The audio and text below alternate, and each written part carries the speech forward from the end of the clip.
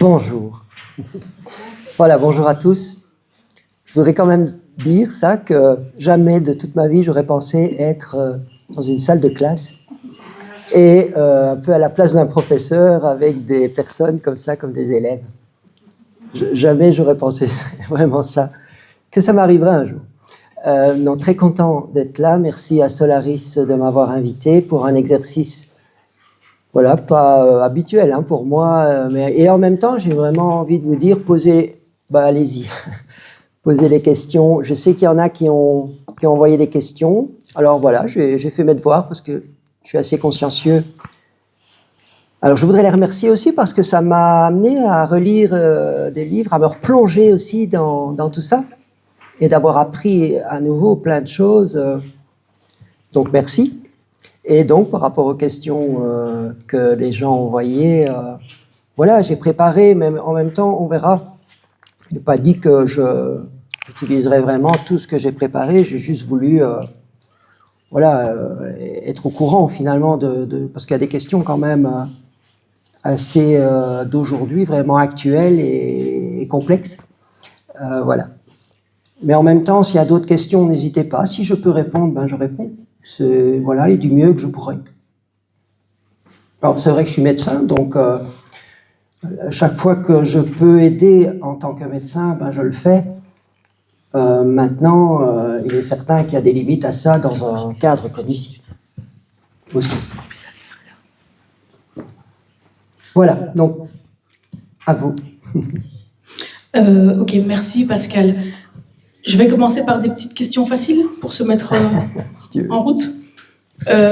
Concernant la mémoire, comment récupérer sa mémoire suite à un burn-out? Ah. En fait, c'est peut-être pas facile.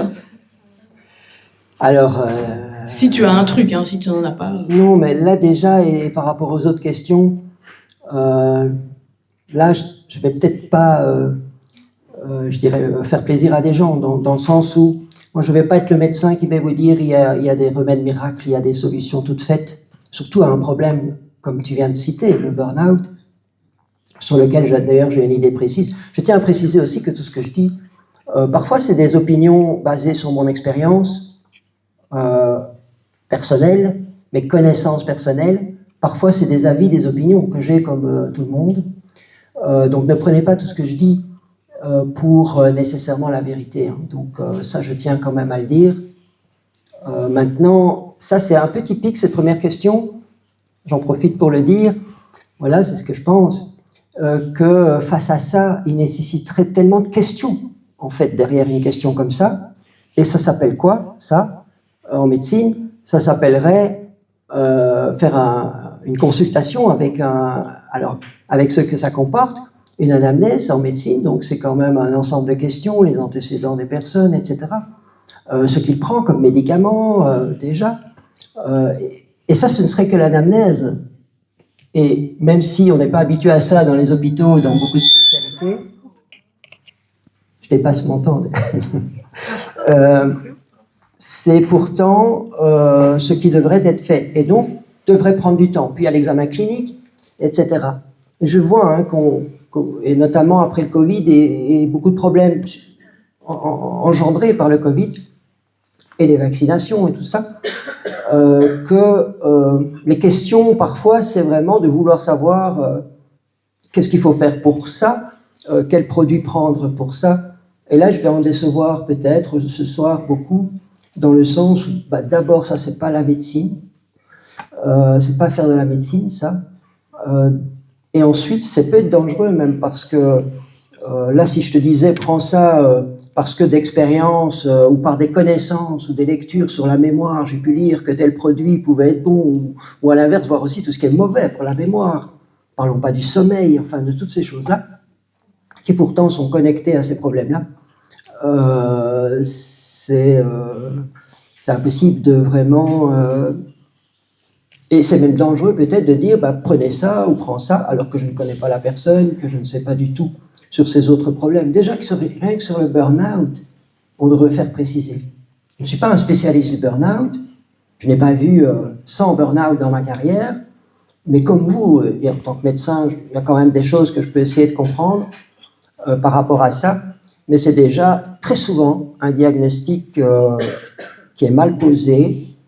Il y a des dépressions qui sont confondues avec des burn-out, dont la prise en charge n'est pas du tout la même, par exemple. Il y a des hypothyroïdies qui peuvent être confondues avec un burn-out ou aggraver un burn-out.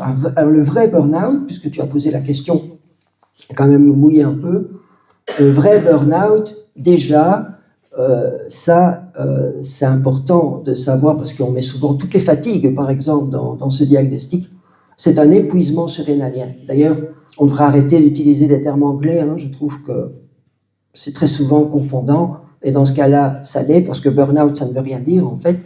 Le diagnostic du problème auquel il renvoie, c'est épuisement surrénalien. Alors déjà, rien que ça, il faut l'expliquer évidemment à la personne ce que c'est, ces glandes hein, qui sont derrière dans notre dos, à quoi elles servent. Bien sûr, elles sécrètent le cortisol et d'autres hormones très importantes. Et bien, de fait, chez certaines personnes, on peut avoir véritablement un épuisement de ces surrénales.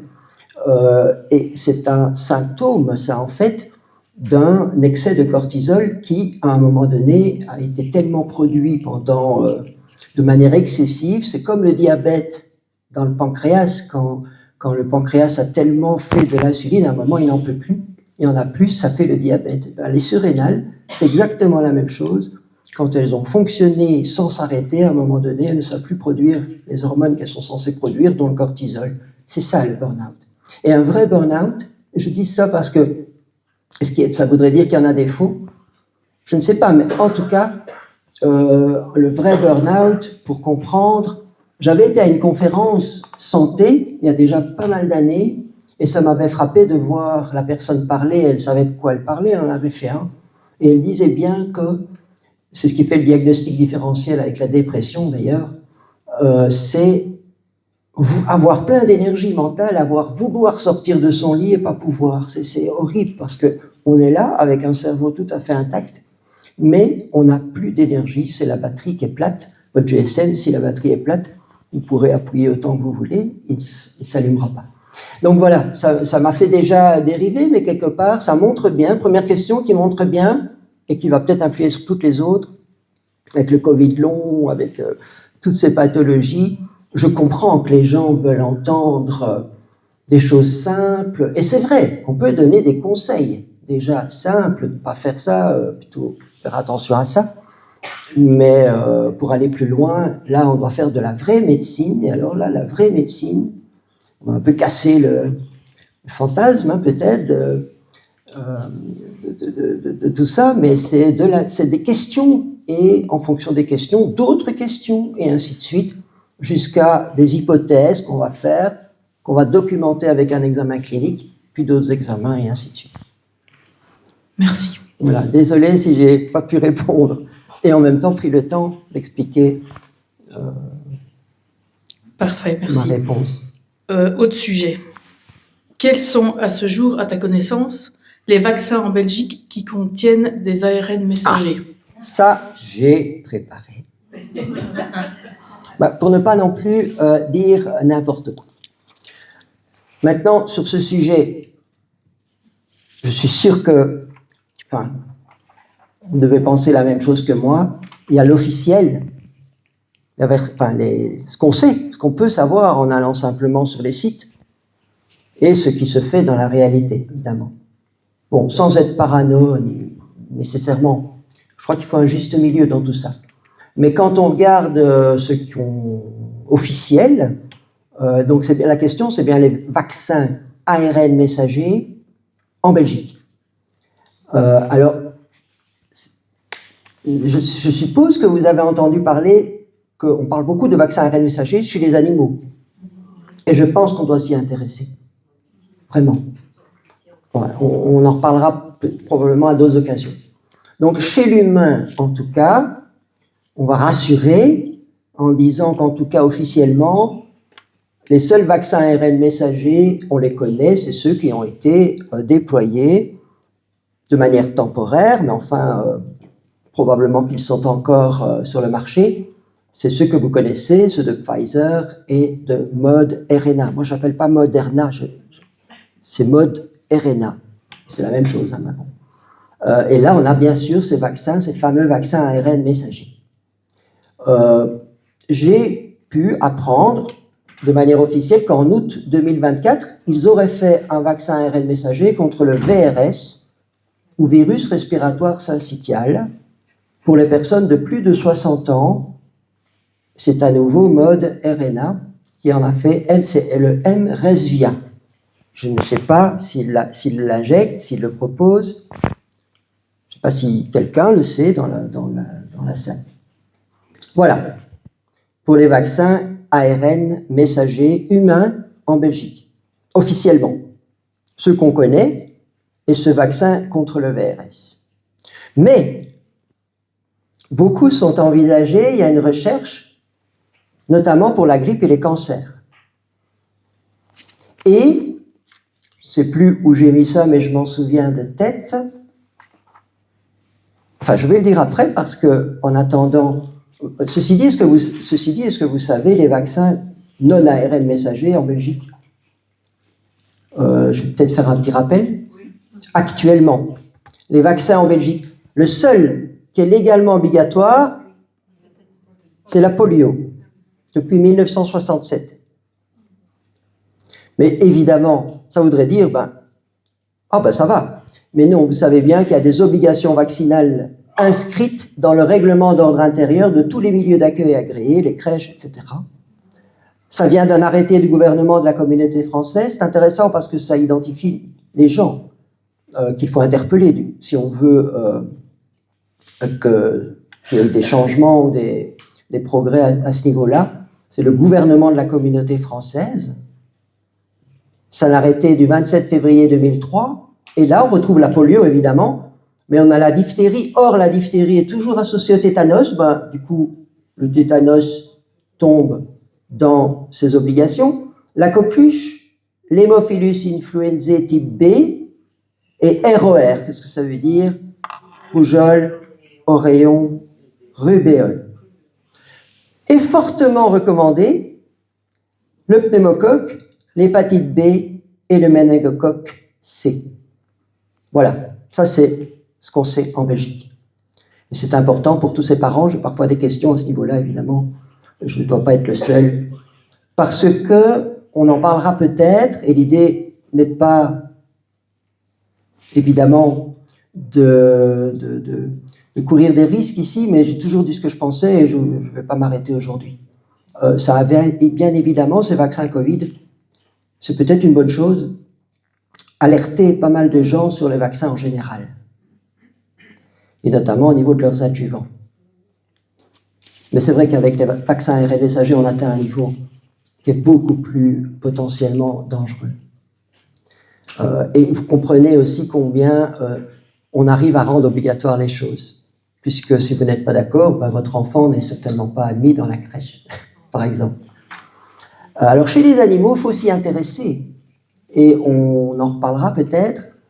Par exemple, en Belgique, on va retrouver ces autorisations temporaires d'urgence, ATU, toujours sous prétexte d'urgence sanitaire, un vaccin inactivé, pas ARN messager, contre la fièvre catarrhale ovine en 2024-2025 et un vaccin contre la maladie hémorragique épizootique, MHE, bovine, l'Episovac. C'est vrai, ce ne sont pas des vaccins ARN messagers, mais la recherche pour les vaccins ARN messagers est en cours.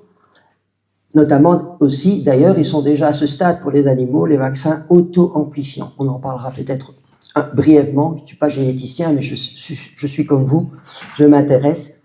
Et heureusement, on a des gens qui nous traduisent un peu ces choses mystérieuses. Des vaccins ARN messagers auto-amplifiants. Parce que vous avez déjà entendu parler de ça dans cette classe. Donc, on en parlera alors. Pour les volailles, les porcs, les canards. Rassurez-vous, les chats, les chiens, les porcs ne sont pas encore visés en Belgique. De toute façon, dites-vous bien, alors d'où je tiens ça, je citerai quand même un peu mes sources, moi, ce qui m'aide à parler de tout ça, notamment sur un plan scientifique. C'est notamment Jean-Marc Sabatier, que vous connaissez sans doute. Il a notamment écrit ce livre que du coup, avant de venir ici, j'ai acheté, j'ai lu, pas encore fini même. J'ai lu et voilà. C'est intéressant parce que dans la première partie, il reprend toute la physiopathologie du Covid et tous les vaccins, les problèmes du sang, etc. Et puis ces problèmes d'ARN messager, et donc notamment, mais pas que, il a aussi fait pas mal d'interviews qu'on peut voir sur l'écran. Il y a 500 vaccins ARN messager en cours de recherche et de développement pour l'horizon 2030. Donc 500 sont en recherche, dont 120 pour l'être humain. Oui. Voilà, ma question à la réponse, elle est nuancée pour la Belgique. Bon, c'est la version officielle, allez savoir ce qui se passe vraiment dans les laboratoires. On va rester quand même prudent. Je crois qu'on doit vraiment garder un juste milieu. C'est une autre remarque que j'aime bien faire parce que on a tout vu, évidemment, pendant ces 5 ans. Et je pense que ce qui est aussi dangereux que d'être naïf et de croire que rien n'arrivera, c'est de croire que tout est foutu et que tout est corrompu et que tout est absolument infiltré. Il faut un peu se situer un peu au juste milieu. Et donc, on va dire qu'en Belgique, au niveau ARN messager pour l'humain, on est encore, et même animal, on est encore à l'abri. Mais c'est vrai que ça ne va pas durer. Merci. Ben voilà. C'est une grosse question, je pense. Question suivante. En cas de besoin de transfusion sanguine, que peut-on faire? Enfin, sais-tu ce qu'on peut faire pratiquement et légalement pour être sûr de recevoir du sang exempt de... Alors ça, je me suis penché sur cette question parce que j'ai cette question. Ben, j'imagine que je ne suis pas le seul, mais depuis longtemps. Alors sachez que je suis anesthésiste. Moi, j'ai cette spécialité médicale.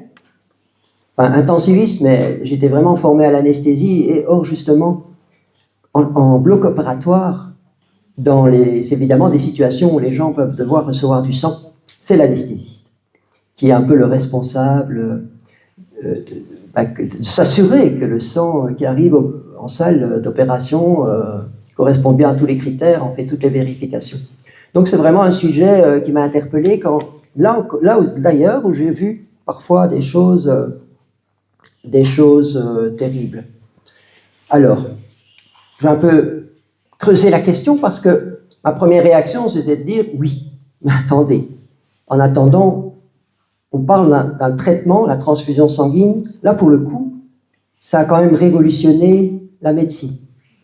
Et notamment les conditions de sécurité et de préparation de ces produits. Comme toujours, il peut y avoir un scandale, il y en a eu.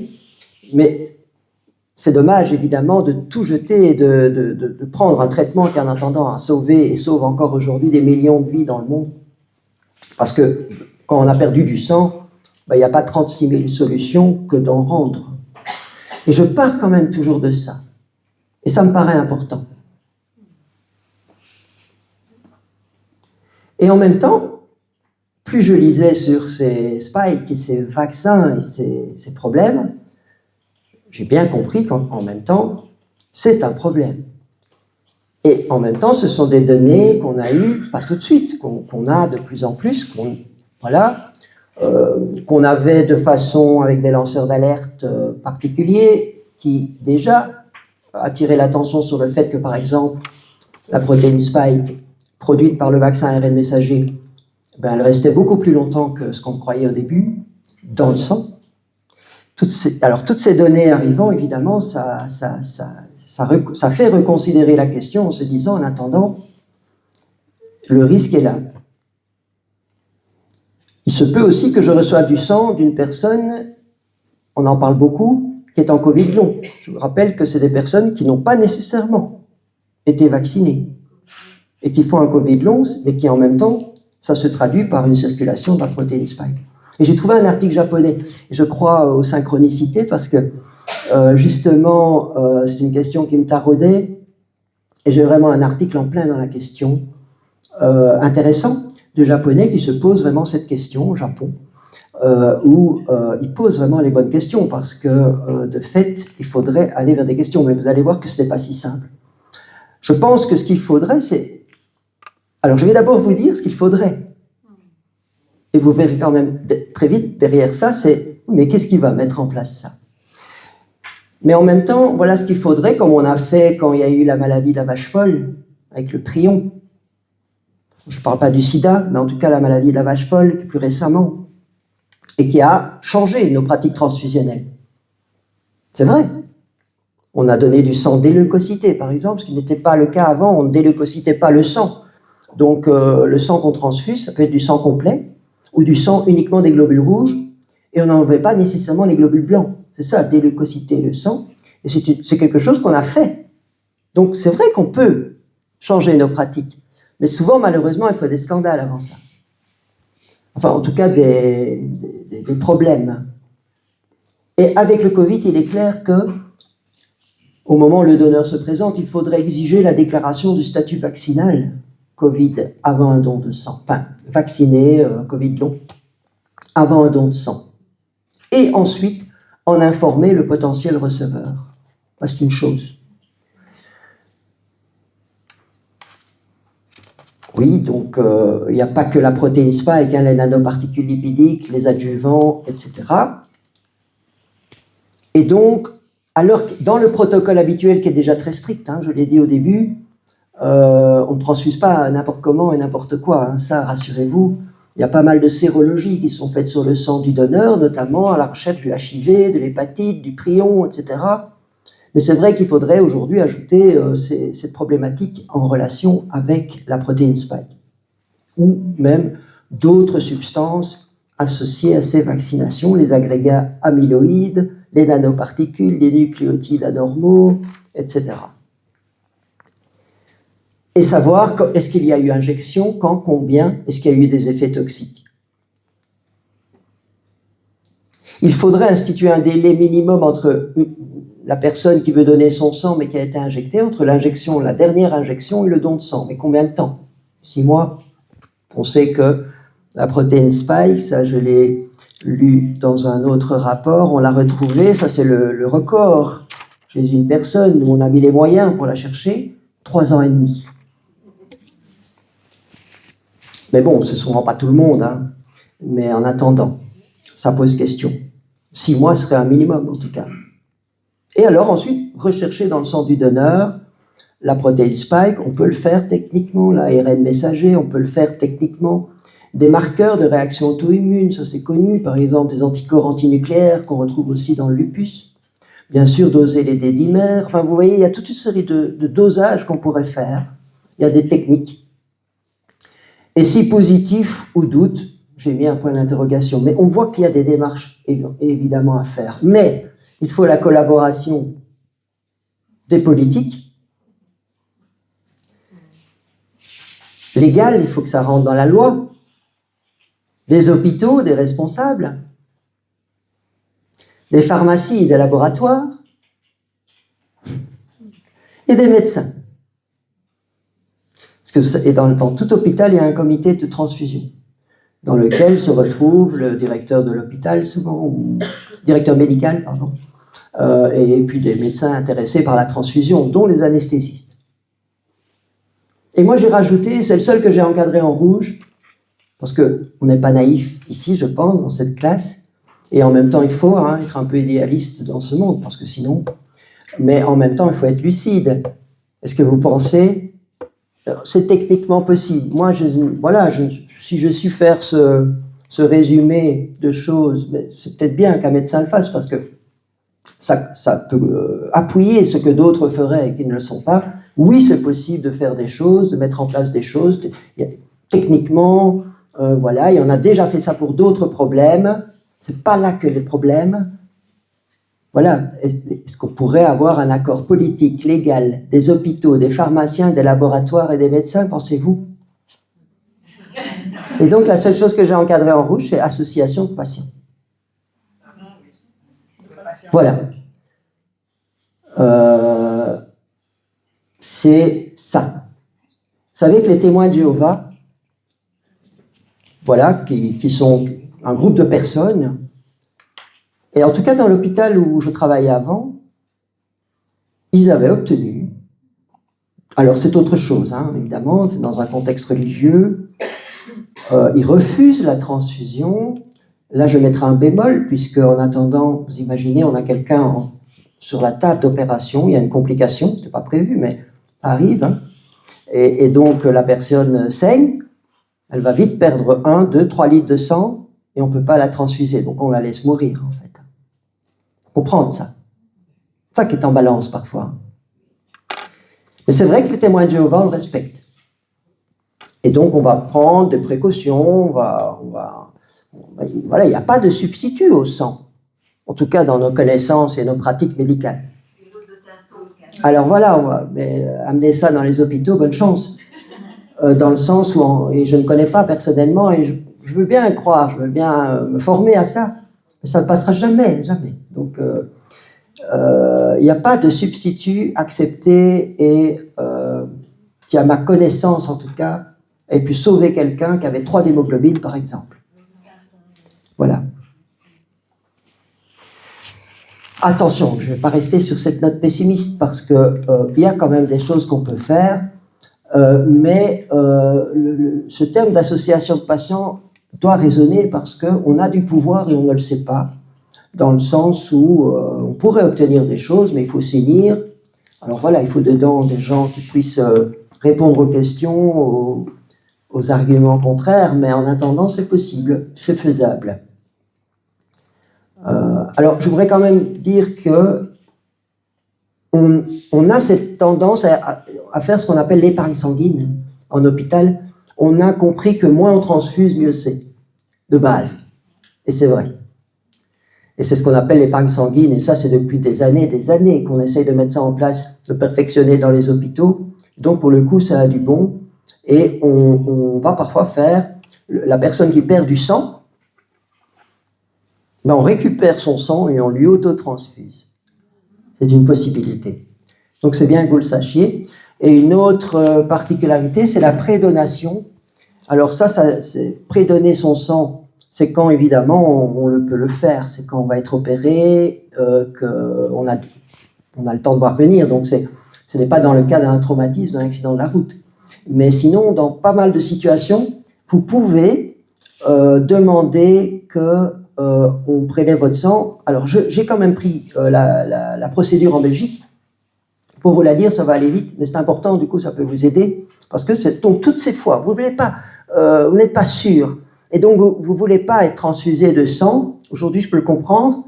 Mais encore une fois, dans des conditions où votre vie n'est pas en jeu, ben, je pense que c'est une option. La prédonation de sang pour soi-même, aussi appelée don de sang autologue préopératoire, est une procédure médicale permettant à un patient de mettre son propre sang en réserve avant une intervention chirurgicale programmée, avant d'éviter le recours au don de sang homologue par un donneur. Alors voici les éléments concernant la Belgique. Cette pratique est techniquement possible, mais rarement pratiquée de nos jours.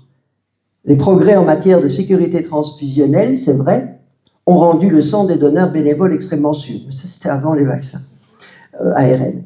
Condition. La prédonation nécessite une prescription médicale précise. Souvent pour des patients, alors ça se fait souvent pour des patients qui ont un groupe sanguin rare, des anticorps irréguliers complexes, ou une forte réticence à la transfusion classique. Ben, ça, c'est toutes les personnes qui ne voudraient pas, simplement parce qu'ils ne veulent pas être contaminés. Ça, c'est intéressant quand même. Donc, on ne peut pas le refuser. Elle doit être organisée en coordination avec le service d'anesthésie de l'hôpital et le service de transfusion sanguine. Donc, ça se fait généralement à l'hôpital, cette prédonation. Ce n'est pas avec la Croix-Rouge. Voilà, il y a des contre-indications, mais comme de tout don de sang.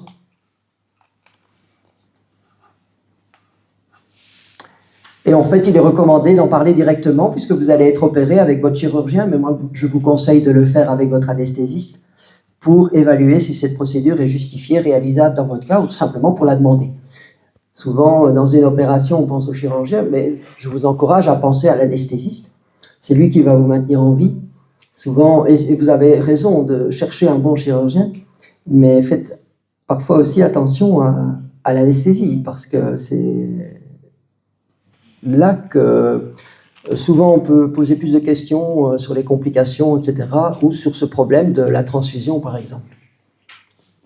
Voilà, c'était une longue réponse à nouveau, mais qui est sur un sujet qui tracasse beaucoup de gens, je l'entends, Et ma conclusion, c'est qu'en même temps, moi non plus, je ne voudrais pas recevoir, me dire que je puisse recevoir, je n'ai pas voulu, donc je ne voudrais pas recevoir moi j'ai envie de dire cet agent artificiel et fabriqué, pas trop sexy finalement, génétique. Mais en même temps, si j'ai pas le choix, que je suis dans une situation où c'est ça ou mourir, là je pense qu'il faut faire des choix raisonnables quand même, et pour soi ou notre proche. D'autant que, on en parlera peut-être aussi, il y a des solutions. C'est pas parce que, et heureusement pour ceux, vous imaginez, qui ont été injectés ou qui ont un Covid long, on ne peut pas leur dire c'est foutu, c'est plus rien faire pour vous. Loin de là, et il y a de plus en plus de choses qui sortent. Donc si ça devait arriver, en attendant je suis vivant, dans toutes ces situations-là en tout cas, et c'est pas la fin si malheureusement de fait j'ai reçu un de ces produits contaminés. Mais pour toutes les autres situations, ben voilà, il y a agir au sein d'associations de patients pour que ça change, comme c'est arrivé pour le sida et puis pour le prion. On pourrait croire que c'est foutu, non. C'est possible, mais il faut s'unir évidemment. L'autodonation, parlez de ça à votre anesthésiste, autologue pendant l'opération ou carrément prédonner du sang si vous savez que vous allez être opéré, mais il faut donc un certain délai, plusieurs semaines avant l'opération. Alors, je le aussi, moi, si je devais être opéré, il est évident, transfusé ou pas d'ailleurs, que je vais prendre toute une série de choses ou optimaliser dans mon corps toute une série de choses aussi, ça j'en parle pas, mais la prévention et d'ailleurs de plein d'autres problèmes que d'être éventuellement contaminé par cette spike, il y a plein de choses qu'on peut faire et optimaliser quand on va être opéré. Mais voilà, ça c'est peut-être une autre question. Merci. J'ai une petite question rapide. Tu parlais d'une association de patients. À ta connaissance, ça existe déjà ou pas? Non. Pour ce problème-là, non. Non. Maintenant, ça peut peut-être faire écho aussi. Quelqu'un posait la question de trouver des médecins, ne serait-ce que pour prescrire de l'ivermectine, par exemple, et tout ça. Je pense qu'on a une association en Belgique qui s'appelle l'Ordre universel des praticiens de la santé, l'OUPS, qui peut être en tout cas une plateforme de contact ou par laquelle passer. Je sais qu'ils ne proposent pas tous les services. En même temps, j'espère que vous êtes conscients qu'on reste dans une ambiance assez délétère au niveau de la liberté d'expression et de la liberté tout court. Donc, parfois, les gens ne se rendent peut-être pas toujours compte des risques pris, mais c'est parfois normal de ne pas mettre des noms de médecins n'importe où et partout. Mais je pense que sur l'ordre universel praticien, en tout cas, là, on est sûr, en tout cas, de trouver un interlocuteur pour poser des questions, lancer des choses comme ça. Voilà. Merci. Tu parlais de Covid long. Est-ce que tu peux décrire brièvement les différents types de Covid long et éventuellement les solutions? Merci. Et éventuellement les solutions? Oui. Écoute,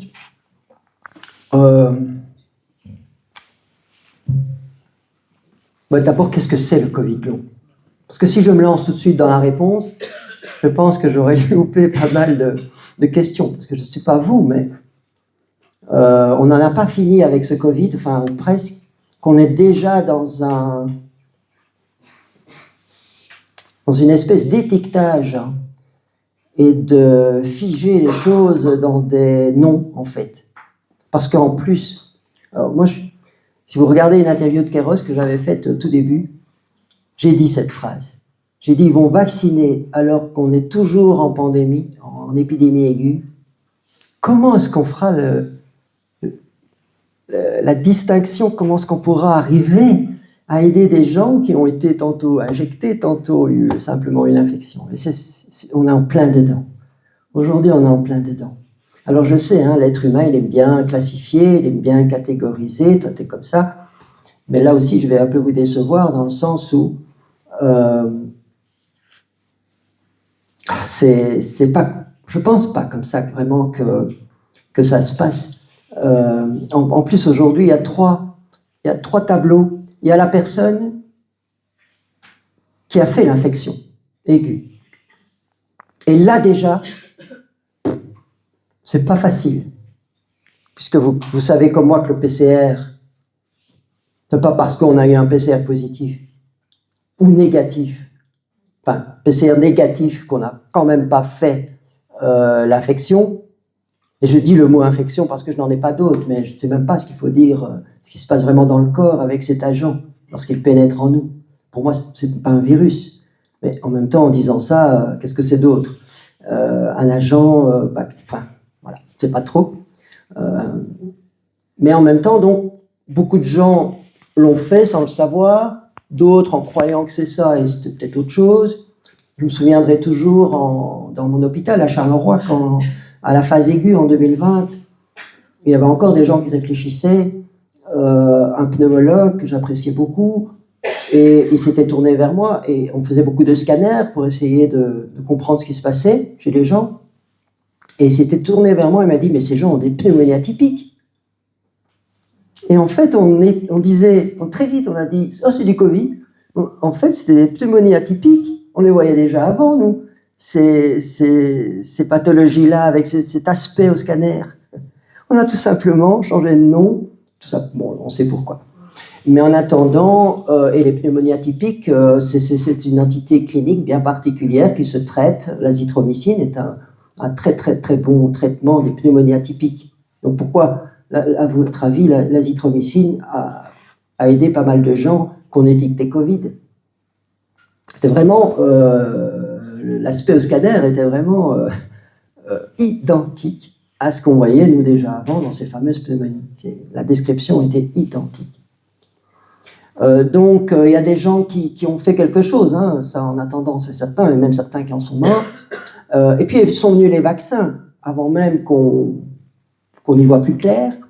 Et là, évidemment, on a des gens qui n'avaient peut-être pas fait l'infection, en tout cas, ils ne s'en sont pas rendus compte, et ils ont par contre été injectés par la pire chose qui soit, qui était, alors qu'un vaccin, depuis toujours, on prenait quelque chose de moins virulent que l'agent initial pour déclencher une réponse immunitaire, mais en même temps pas avec l'élément le plus toxique. Jamais on a fait ça avec des vaccins.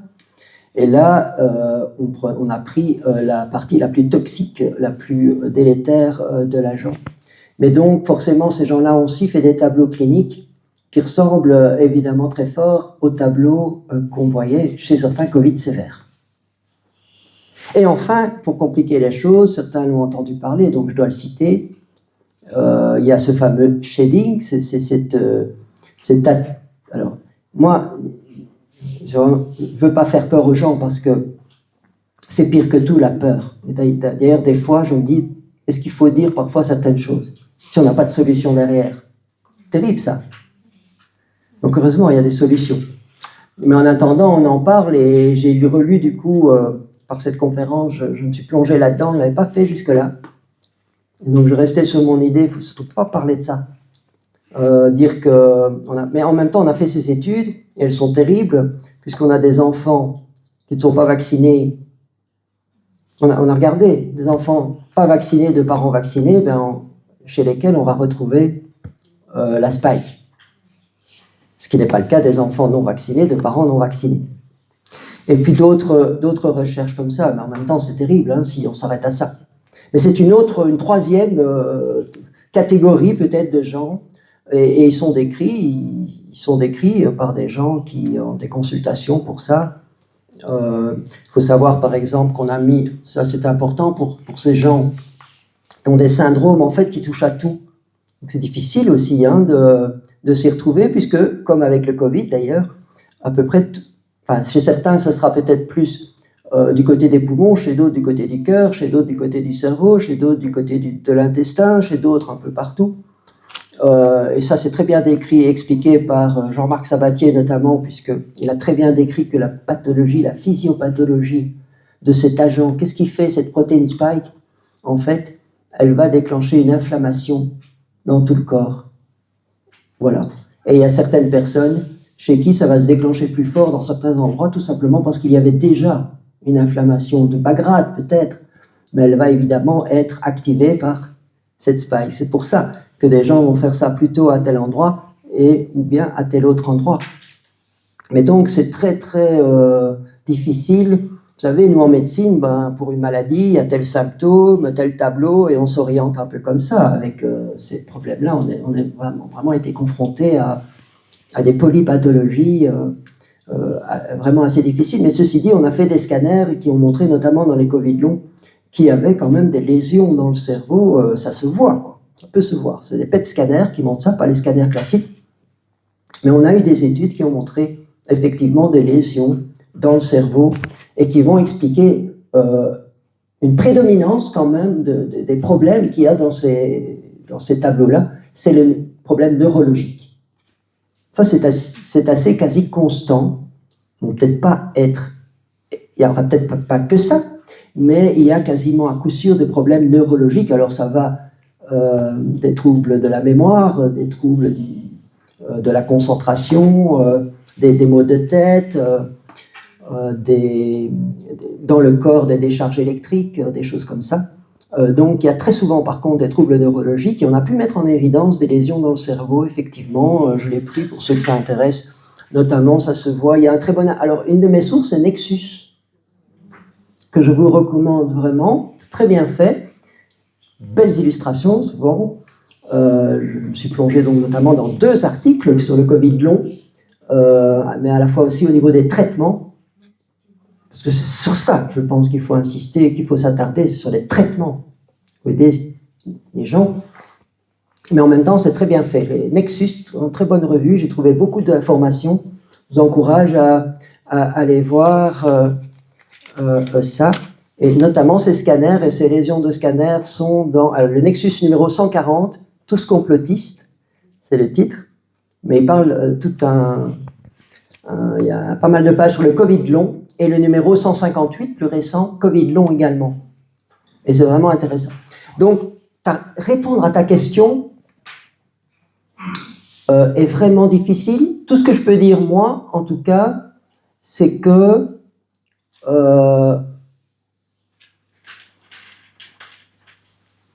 on peut tous potentiellement être atteints par des problèmes, mais qui vont venir s'intriquer dans des pathologies chroniques, d'une personne à l'autre que des gens avaient, parce qu'on montre aussi que ça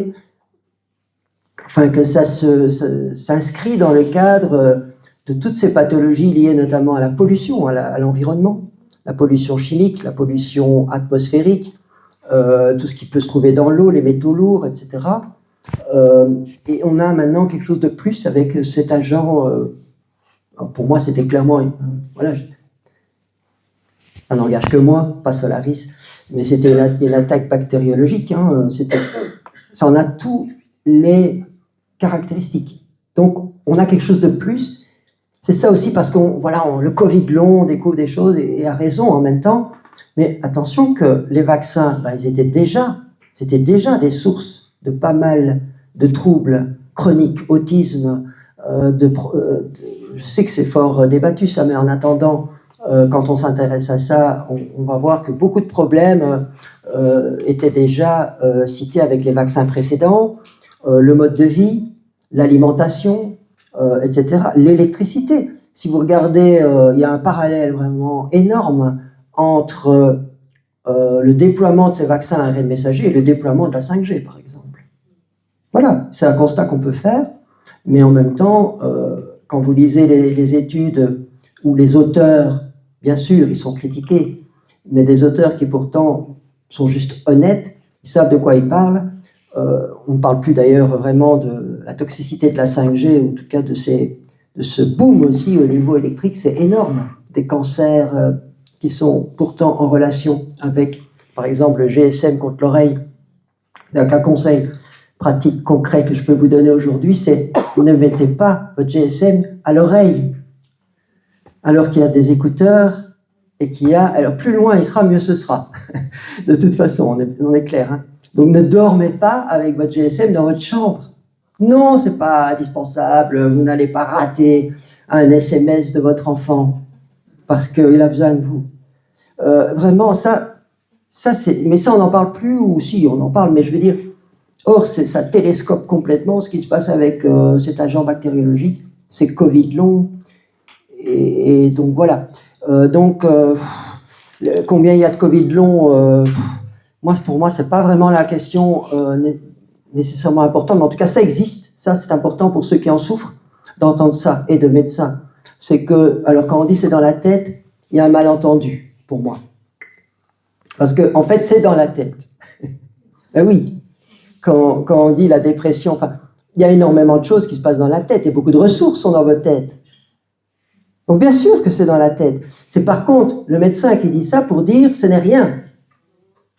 Ça, c'est autre chose. Dire c'est dans la tête dans le sens c'est vous qui l'inventez. Ça, c'est vraiment... Mais derrière ça, en même temps, oui, beaucoup de choses sont dans la tête. Ça, c'est pas un problème en soi. Hein. Et donc voilà, donc reconnaître cette pathologie, et ça, c'est en train... Bon, maintenant, voilà, le problème, c'est que ça s'inscrit dans une politique où en même temps, 500 vaccins ARN messagers en recherche, allons-y, quoi.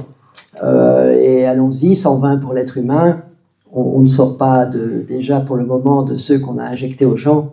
On est quelques médecins dans le monde à refuser de participer à ça, à essayer même d'aider les gens, encore moins. Mais en attendant, voilà, par exemple, sur cette étude, on sait que dans un cas, en tout cas, la protéine spike a duré 3 ans et demi, c'est parce que des médecins se sont mis ensemble, des laboratoires, parce que ça a dû coûter énormément d'argent, mais ils ont voulu le faire. Et donc là, vous voyez, sans subside, sans aide des gouvernementales, etc., à quoi on est réduit. Donc, enfin, en attendant, ça a aidé à dire aux gens qui ont des souffrances. C'est très dur parce qu'en attendant, ça ne se voit pas nécessairement, ou bien on voit des choses, mais qu'on ne relie pas à cette injection. Eh bien, on peut dire à ces gens, oui, il y a bien des lésions dans votre cerveau, il y a bien des lésions dans votre organisme qui expliquent votre souffrance et vos symptômes. Et c'est intéressant aussi, après, au niveau des traitements.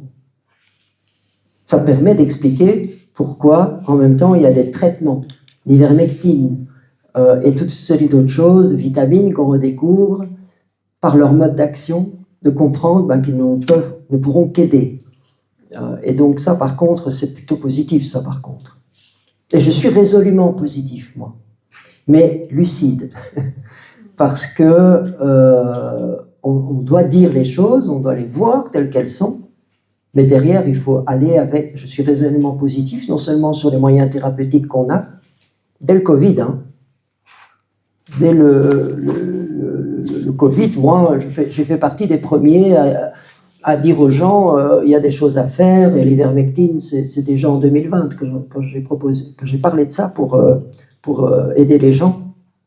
Je ne connaissais pas du tout cette molécule et j'ai relu, j'ai lu et finalement j'ai pu proposer ça à des gens très tôt. Et finalement on va retrouver beaucoup des produits qu'on proposait très tôt et qu'on aurait dû utiliser. Je vais quand même vous lire quelque chose, pas pour vous... C'est à la fois triste hein, parce que donc Harvey Risch, qui est un épidémiologue éminent au monde, il est à la Yale School of je ne sais pas quoi. C'est vraiment un grand. Voilà. Alors voilà ce qu'il a dit dernièrement. Alors s'il dit ça, hein, moi je ne vais pas lire tous les livres ou articles qu'il a lus lui pour dire ça. Mais en même temps c'est déprimant. Mais je pense qu'il faut le dire parce que si on avait traité les gens en ambulatoire précoce, avec tous les traitements inoffensifs, j'insiste, en plus, il y aurait eu 80% de décès en moins. Donc en France, ça voudrait dire 90 000 morts en moins.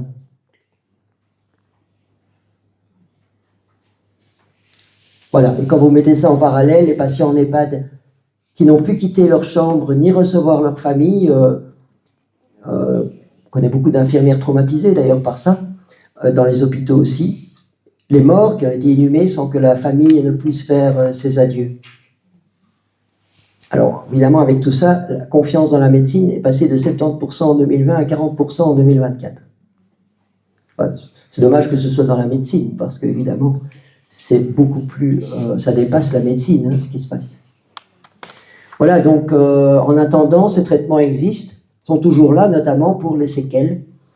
Et c'est assez bluffant, d'ailleurs, de voir qu'il y a eu... En fait, il y en a beaucoup, hein. Il y en a énormément, même, de produits dont... Alors, certains sont mieux étudiés que d'autres, plus sûrs que d'autres, on va dire, mais même eux, même comme ça, il y en a beaucoup. Déjà, à ce moment-là, et si on avait traité, ma propre petite expérience personnelle, effectivement, c'est peut-être 100 personnes, je ne sais plus, que nous avons traité, 300, voilà, avec Marie-Pascale qui est là au fond. On faisait le tandem un peu, médecin-infirmier. Et évidemment, on a transformé le hall de notre maison un peu en dispensaire et de proposer comme ça de l'ivermectine, de la vitamine D, de l'azithromycine, des bons conseils. Et de fait, tous ceux que j'ai pu soigner, hormis des personnes peut-être trop loin dans leur pathologie à ce moment-là, quand ils ont appelé à l'aide, s'en sont sortis, y compris des gens qui, sur le papier, auraient dû faire un Covid sévère. Par exemple, une personne, c'est sa belle-sœur qui vient en pleurs un dimanche, et elle vient me dire que voilà, son beau-frère est hospitalisé, il est jeune, mais il est obèse. Et donc, il a fait l'affection, voilà. Et il est en chambre, mais avec la BiPAP, c'est déjà un appareil de ventilation avec un masque, donc non invasif. Mais ça, déjà, on donne ça quand des gens sont bien dégradés. Il avait en plus de l'oxygène en dessous, ce qui est un peu aberrant, mais enfin voilà, pour dire qu'ils étaient un peu désespérés. Et ils avaient dit à cette personne, écoutez, s'il ne passe pas le cap, ici, dans les heures qui viennent, on doit l'intuber. Or, on savait à ce moment-là qu'intuber aggravait souvent même cette pathologie, et on les perdait, au début en tout cas. Elle en était là, elle vient un dimanche, et moi je lui dis, mais ils accepteront jamais que je rentre dans l'hôpital. Je suis désolé. Écoutez, voilà, prenez de l'ivermectine, et voyez, si vous pouvez lui en donner, je ne sais pas. Essayez. Il n'est pas encore aux soins intensifs. Donc, au moins, vous pourrez rentrer dans la chambre discrètement et lui donner. Je ne sais pas avec son masque comment elle va faire. Elle y est arrivée. Il a pris la dose. Et puis, petit à petit, il s'améliore. Je crois qu'il en a repris encore. Et à un moment donné, il n'a plus besoin de son masque, de l'oxygène. Et les médecins viennent le trouver. Écoutez, on ne comprend pas. Évidemment, elle n'avait pas dit qu'elle avait donné l'ivermectine. Moi, je lui avais demandé voilà, d'être discrète. Et puis, elle est revenue en joie, évidemment, de cette expérience. Voilà, Alain Collignon, Stéphane Résimon, Éric Biff, Laurence Kayser, Frédéric Goareguer, vous les connaissez. On a tous fait ça. David Bouillon, on a tous aidé avec nos moyens. Et donc, on peut confirmer qu'on aurait... Alors voilà, ce grand épidémiologiste parle de 80% de décès en moins, mais je pense bien que ça aurait pu vraiment être le cas. Mais voilà, on ne l'a pas fait, on n'a pas laissé faire, mais ce n'est pas trop tard. Et c'est quand même une bonne nouvelle hein, dans cette histoire. Et on va retrouver ces produits pour aider les gens aujourd'hui, en attendant, qui ont eu ces foutues injections, ou qui l'ont sans l'avoir voulu, par transfusion ou shading, vraiment, et on en a d'autres encore qui sortent, mais on va retrouver vraiment le trio. Alors c'est azithromycine, ivermectine ou hydroxychloroquine, zinc, par exemple. Voilà. Mais il y en a beaucoup d'autres aussi. Ils aident, voire ils aident à guérir. Voilà. Tu veux les dire, les beaucoup d'autres? Oui, alors dans les traitements, c'est vrai que ça intéresse. Je sais pas. Vous connaissez ça parce que beaucoup en ont parlé, professeur Raoult est un des premiers, et puis beaucoup d'autres ensuite. Alors moi, je vais vous dire tout ce qu'il y a. Et puis je vous dirai un peu mon avis là-dessus. Parce qu'on n'est pas non plus des êtres, pour moi, faits pour ingérer 30 gélules par jour, ou des choses comme ça. À nouveau, il faut essayer de trouver un juste milieu, ce qui nous convient à soi. Alors moi, personnellement, mais c'est personnel, un des produits... Alors, je vais d'abord poser une question. Moi, à mon tour. Qui connaît, dans cette salle, son taux de vitamine D? Ok. Je sais pas, vraiment. Alors, ok. Dans ceux qui ont levé le doigt, est-ce qu'il y en a bien un qui veut se lever pour me dire combien il a? Et quand note ce dosage? 85 il y a 2 mois. Bravo. 60 il y a 1 mois. Ok. 90 il y a 2 mois. Ok. 15 il y a 3 mois. Oui. Combien? 15. Aïe. Ah, dites-moi. Ça, c'est le genre de phrase. Je souhaite, évidemment, mais. Mon médecin m'a donné la vitamine à prendre. Mon médecin m'a donné de la vitamine à prendre. Vitamine 3. Ouais. Enfin voilà, la vitamine D,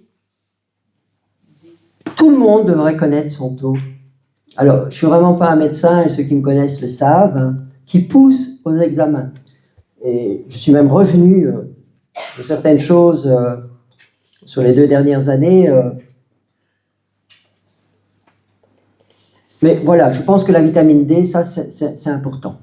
C'est intéressant, et en même temps, c'est facile, c'est relativement facile. Je pense que c'est un dosage parmi ceux qui coûtent le moins cher, parce qu'il faut regarder à ça aussi. Hein.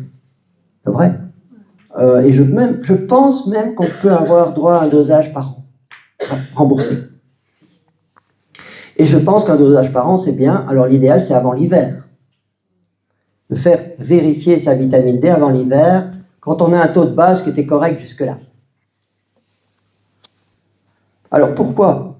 Mais quand vous voyez que tout ce que fait la vitamine D dans votre corps, et notamment l'une des personnes qui l'a bien mis en évidence à travers cet emballement du système rénine-angiotensine, je ne sais pas si vous en avez entendu parler, Jean-Marc Sabatier notamment, dès le départ, dans un livre qui s'appelle « Articles censurés ». Il parle du système rénine-angiotensine, c'est un système qu'on a dans le corps, pas besoin de savoir exactement ce que c'est, mais il est ubiquitaire, c'est-à-dire qu'il est partout dans tous les organes du corps, et joue un rôle de régulation fondamental. Et on a d'ailleurs montré que l'une des actions délétères de cette protéine S-spike était d'emballer, de déréguler ce système, qui devient fou. Et quand le système rénine-angiotensine devient fou, eh bien de fait, ça crée des inflammations, des immunités, parce que c'est notamment ce système qui régule votre immunité innée, qui régule le microbiote. On entend beaucoup parler de ça. Eh bien, ce système a en charge de réguler tout ça, et quand il devient fou, ben forcément, il le fait mal. Donc non seulement il ne le fait plus, mais il va voir même créer pas mal de problèmes. Alors chez une personne, ce sera plus évidemment le microbiote parce qu'il était déjà à la limite. Chez d'autres personnes, ce sera plus le système neurologique. Vous comprenez pourquoi il y a des tableaux aussi différents et qu'on est tous différents. Eh bien, elle n'est pas la seule. C'est là que là aussi, on va trouver énormément de produits qu'on peut prendre et éventuellement pour freiner cet emballement du système rénine-angiotensine. Donc, Jean-Marc Sabatier a beaucoup décrit ça. Mais le tout premier qu'il parle, c'est la vitamine D. Voilà, elle va inhiber la rénine, mais elle ne va pas faire que ça.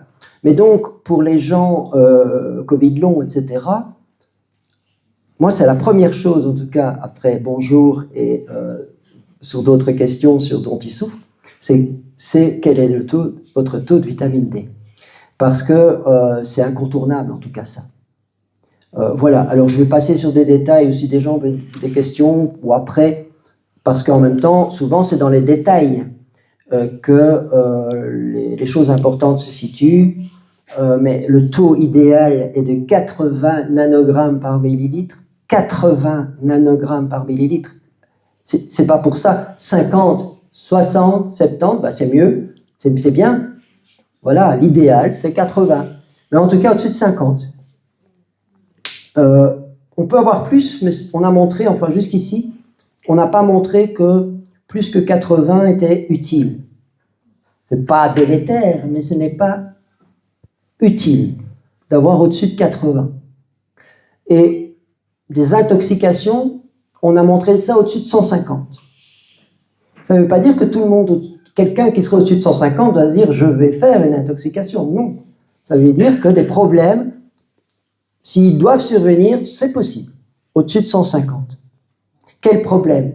Que fait la vitamine D? Ça, c'était connu, et malheureusement, pour beaucoup de médecins, c'est encore la seule chose qu'ils connaissent, c'est la résorption de calcium, donc pour les os. Rien que pour ça, il faut un taux de vitamine D suffisant, puisque c'est elle qui fait que le calcium dont vos os ont besoin, surtout avec l'âge, il va être résorbé, réabsorbé de l'alimentation. Et de fait, c'est là, c'est des gens, par exemple, vont avoir des troubles de la résorption du calcium, au niveau du rein, par exemple, et peuvent faire des hypercalcémies à cause de la vitamine D. Mais c'est très rare, et ça peut être prévenu en prenant de la vitamine K2, tout simplement. Parce que la vitamine K2, et il existe des complexes, D3K2 d'ailleurs, elle s'occupe, la K2, entre autres, hein, elle a d'autres effets bénéfiques sur le sang, par exemple, mais elle va s'occuper que le calcium résorbé aille bien dans les os, et pas dans les articulations, par exemple. Je connais des gens qui ont déjà eu des problèmes de calcium dans les articulations, c'est très douloureux. Donc, c'est pas rien ce que je dis en soi, cette problématique. Mais les bénéfices de la vitamine D, son innocuité surpasse largement les problèmes potentiels, surtout si on prend la bonne quantité, éventuellement avec de la K2. C'est une pro-hormone, donc on devrait même parler d'hormone et pas de vitamine. Elle agit sur l'expression de plus de 200 gènes. Qu'on parle d'épigénétique, ben voilà, la vitamine D est une molécule, quand vous l'ingérez, elle va avoir des effets sur le calcium, pour les os, c'est bien, d'autres effets, mais aussi, elle va influer sur l'expression génique au niveau cellulaire, tous des gènes bénéfiques pour notre fonctionnement. Maintenant, il y a une grande variation interindividuelle parce que parfois les gens me disent « Oui, je prends de la vitamine D. » Bon, pour moi, on est de plus en plus à en prendre, pas encore assez, mais on est de plus en plus. Mais méfiez-vous parce que d'un côté, on peut prendre 4000 par exemple et en fait avoir 30 dans le sang. Il y a vraiment une grande variation et beaucoup de personnes peuvent mettre longtemps avant de monter. Et donc, peut-être qu'elles devraient prendre 12 000 unités, elles, pendant un certain temps. Et quand on a trouvé son niveau, alors on peut se contenter tous les ans, tous les 2 ans même, idéalement avant l'hiver, de contrôler. Au niveau de l'immunité, on sait que la vitamine D induit la production de molécules antimicrobiennes aussi, catélécidine et défensine. Idéalement, je ne sais pas si vous le savez, mais il faut la prendre, c'est conseillé de la prendre avec du zinc et du magnésium. D'abord, le zinc et le magnésium, c'est intéressant aussi. Mais pourquoi est-ce que c'est important avec la vitamine D? Parce que les enzymes qui vont être impliquées dans l'activité de la vitamine D, pour fonctionner, ont besoin de zinc, de magnésium. Vous voyez comme les détails, parfois, peuvent... Oh, je prends de la vitamine D. Bah déjà, est-ce que ton taux est vraiment influencé par ta prise? Puisque c'est 80, que toutes les études ont montré que c'est à 80 que la protection contre les cancers, toute une série d'actions au niveau cardiovasculaire, au niveau respiratoire ont été montrées avec la vitamine D. Et particulièrement au taux de 80. C'est avec ce taux-là qu'on a montré ça. Donc, est-ce que ça a monté vraiment d'abord? Et ensuite, ok, tu en as dans le corps, mais est-ce que ça agit? S'il n'y a pas assez de zinc et de magnésium, ce sera éventuellement entravé. Alors, ensuite, je pourrais encore dire d'autres choses sur la vitamine D dans les détails, mais bon, on fera ça après, ou si on a encore le temps, ou plus tard, parce qu'il y a d'autres produits. Mais pour moi, la vitamine D, facilité de prise, et tous ses effets. Ensuite, bien sûr, voilà, je vais vous les énumérer, mais il y a la vitamine C, évidemment, qui est importante aussi, entre 1 et 3 grammes par jour, par voie orale. Je pense que c'est important. Qui prend de la vitamine C dans la salle? Ok. Voilà. Oui, je conseille aussi, et là encore une fois, on va décrire toute une série d'actions de la vitamine C, c'est énorme. Mais par rapport au SRA et donc au Covid long, on a montré spécifiquement une diminution de l'activité d'un récepteur qui est particulièrement activé par la spike et qui emballe ce système rénine-angiotensine. Et il y a un autre récepteur qui lui est bénéfique, et bien la vitamine C va bloquer le mauvais récepteur tout en laissant tranquille le bon récepteur. On a montré ça. Donc la vitamine C qu'on peut aussi, il y a certaines personnes qui font ça en Belgique, se faire administrer par voie intraveineuse. C'est intéressant parce que le problème de la vitamine C, malgré tout, par rapport à la vitamine D par exemple, parce qu'elle est hydrosoluble, et qu'elle ne va pas être absorbée par l'intestin comme les autres. Voilà, c'est comme ça. C'est-à-dire qu'il y a un effet seuil. Si vous prenez par exemple 10 grammes de vitamine C d'un coup, votre intestin ne pourra pas les absorber. Pas possible. Donc il va absorber 1, 2, 3 grammes, on ne sait pas. Et il y a 7 grammes qui vont aux toilettes. C'est comme ça. Alors là, il y a des trucs, espacer les prises, prendre dans une bouteille d'eau pour la prendre toute la journée, le long de la journée par exemple, c'est vrai, il y a des trucs. Mais on reste quand même limité à un certain dosage qui est mieux que rien, qui est déjà très bon. Également par l'alimentation. Ce n'est pas les oranges qui sont les plus riches en vitamine C d'ailleurs. Ça c'est faux, c'est beaucoup de choses parfois qui sont dans nos esprits alors que ce n'est pas du tout vrai. J'encourage aussi à aller chercher vraiment, à regarder. C'est pas du tout le citron ou l'orange les plus riches en vitamine C dans les produits. Les kiwis sont pas mal, mais c'est pas toujours la saison. Donc l'alimentation est importante aussi, mais quand on veut se faire injecter, parce que là on est dans une situation de cancer par exemple, la vitamine C, on a démontré ses effets dans le cancer, bon, la vitamine D aussi, mais il faut recourir alors souvent à des doses plus importantes. Par voie orale on est limité, parce que et par voie intraveineuse on peut donner 25 à 150 grammes à une personne.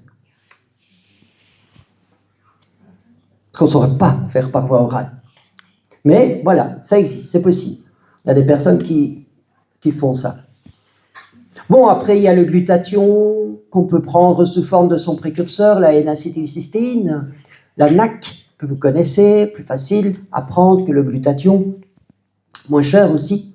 C'est un précurseur, donc il doit être transformé en glutathion par le foie.